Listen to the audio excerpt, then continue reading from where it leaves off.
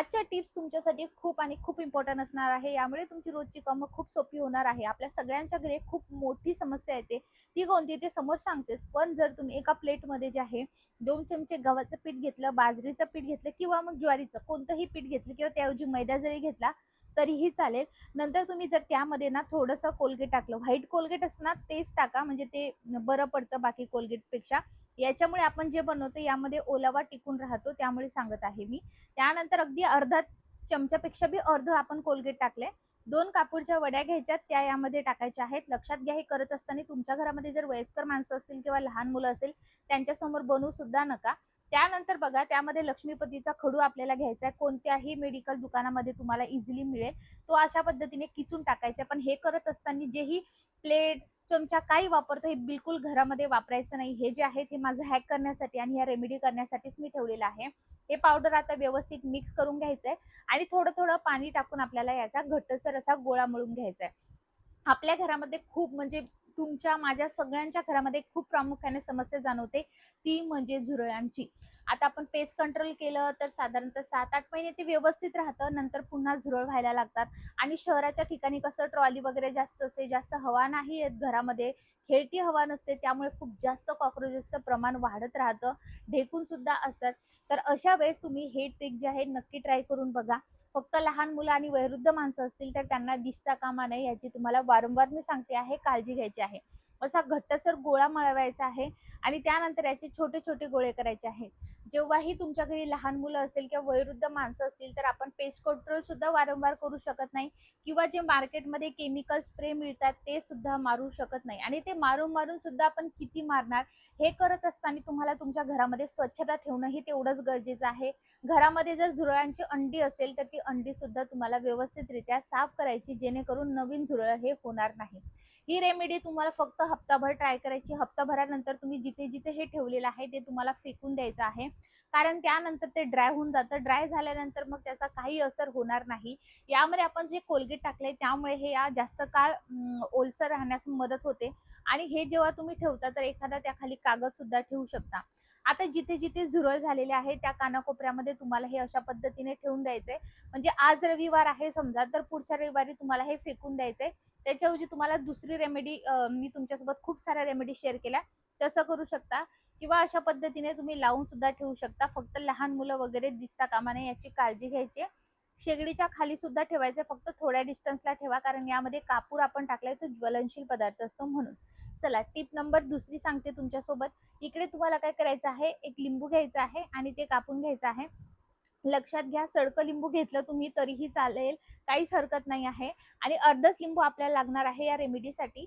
पुढे व्हिडिओ जाण्याच्या आधी हा व्हिडिओ तुम्ही कोणत्या गावातून किंवा शहरातून बघत आहात मला कमेंट करून नक्की सांगा, म्हणजे मला तुमचे आभार मानता येतील. त्यानंतर यामध्ये टाकायचं आहे हार्पिक.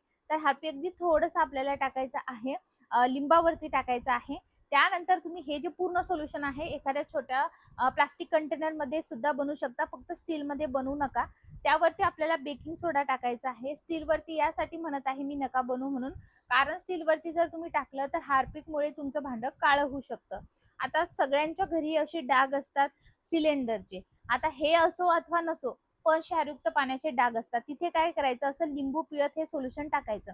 आता जर तुम्हाला असं नसेल करायचं तर सरळ एखादा कटोरी घ्यायची आहे, प्लेट घ्यायची आहे जुनी पुराणी प्लास्टिकची, त्यामध्ये लिंबू पिळायचं, हार्पिक टाकायचं, बेकिंग सोडा टाकायचं. ते सोल्युशन जिथे कुठे असे डाग झाले तिथे 2 ते 3 मिनिट त्याला रेस्टिंग टाइम द्यायचा. रेस्टिंग टाइम दिल्यानंतर अशा पद्धतीने आपल्याला घासणीने घासून घ्यायचं आहे.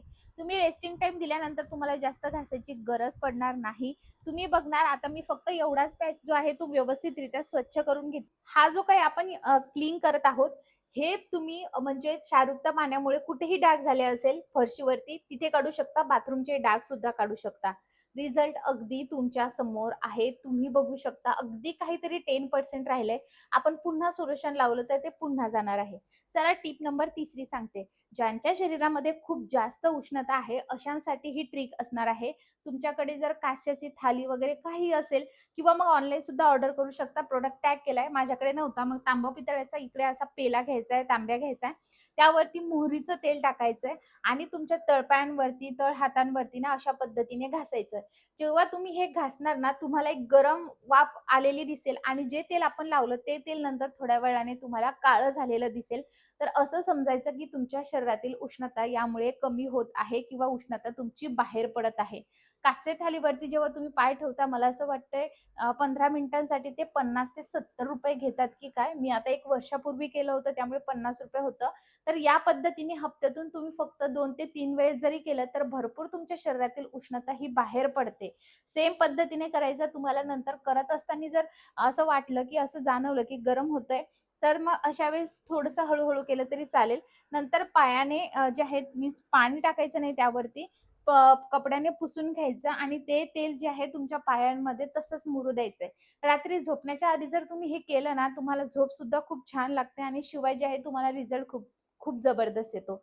चला आता पावसाळा लागलेला आहे त्यामुळे मग आपल्या घरी जे आहेत जी कॉमनली एक समस्या बघायला मिळतात ते म्हणजे सगळ्यांचे घसे खवखवतात, सर्दी होते, खोकला येतो आणि पावसाळा म्हटलं तर कशा बिमाऱ्या खूप जास्त वाढतात.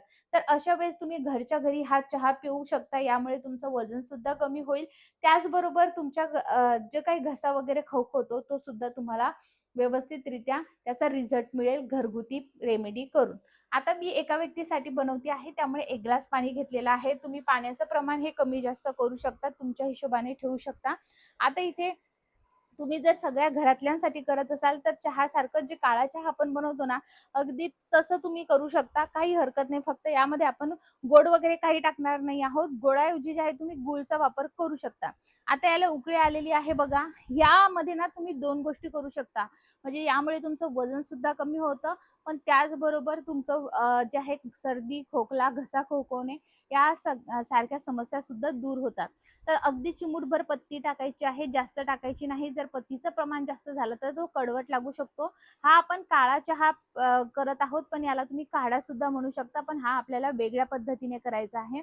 पत्तीला उकळी येऊ द्यायची आहे. त्यानंतर आपण यामध्ये टाकणार आहोत ते म्हणजे दालचिनी. लक्षात घ्या जेव्हा तुम्ही लहान मुलांसाठी हे बनवत आहात, तेव्हा पत्ती टाकायची आहे आणि त्यामध्ये तुळशीचे पानं टाकायची आहेत. बाकी काहीही टाकू नका. हे गरम पदार्थ त्यामध्ये टाकायची नाही. आणि ह्या चिमूटभर थोडीशी हळद आपल्याला टाकायची आहे. तर ही हळद जी आहे अगदी ऑथेंटिक आहे. मी केरळला गेले होते तिथून आणली होती. घरगुती हळद असेल तर खूप छान किंवा ओली हळद भेटली तर ती किसून टाका. जेव्हा मुलांसाठी बनवत आहात तेव्हा पत्ती टाकायची, गूळ टाकायचा आहे, थोडीशी चिमूटभर हळद टाकायची आणि तुळशीचे पानं आणि वेलची कुटून टाकायची. म्हणजे त्यांना टेस्ट चांगली लागेल. यामुळे घसा वगैरे बिलकुल खवखवणं बंद होऊन जातं. त्याचबरोबर छान असं जे आहे त्याची टेस्ट सुद्धा लागते. इकडे मी वेलची पावडर घेतलेली आहे ती टाकली आहे मी चिमूटभर. यामुळे टेस्ट सुद्धा चांगली लागते आणि आपण जेव्हा पितो तेव्हा असं वाटतं की आपण दुधाचा चहा पितोय की काय.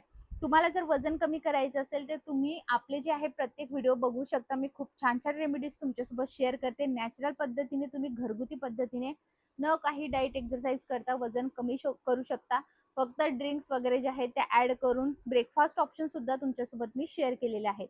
मीडियम ते मंद आचेवरती आपल्याला याला छान अशी उकळी येऊ द्यायची आहे.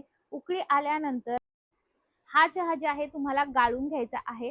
आता लक्षात घ्या पावसाळा म्हटलं तर आपण लिंबू काही पित नाही. पण तुम्हाला अजून टेस्ट याची जर छान हवी असेल तर मी तुम्हाला रेकमेंड करेल की 1 ते 2 लिंबाचा थेंब तुम्ही टाकू शकता. पण तुम्हाला सूट होत नसेल तर तुम्ही इकडे ते स्किप केलं तरीही चालणार आहे. आता बघा हा सिप-सिप करून आपल्याला चहा प्यायचा आहे. सकाळी उठल्याबरोबर प्या किंवा रात्री झोपायच्या वेळेस प्या. तुमच्या घसा खवखवणे वगैरे या पावसाळ्यात येणाऱ्या सगळ्या काही प्रॉब्लेम्स आहेत त्या सॉल्व्ह होणार आहेत. खूप छान सुद्धा लागतो, टेस्ट सुद्धा अप्रतिम लागते. तुम्हाला या सगळ्या ट्रिक कशा वाटल्या कमेंट करून नक्की सांगा. फॉलो केलं नसेल तर फॉलो करा.